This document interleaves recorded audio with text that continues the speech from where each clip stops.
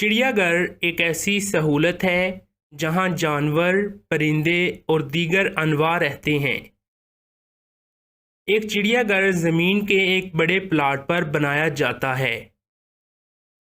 चिड़ियाघर के एक आम कैंपस में मुख्तलिफ परिंदे और जानवर होते हैं।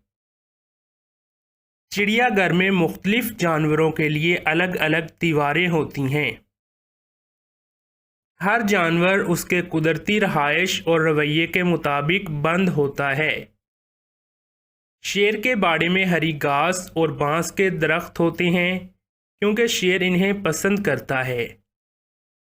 एक बड़े चिड़ियाघर में हाथी जैसे बड़े जानवर होते हैं।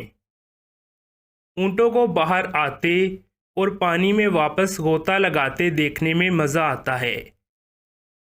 चिड़ियाघर जानवरों और उनके रवैये के बारे में जानने का एक मुकाम है।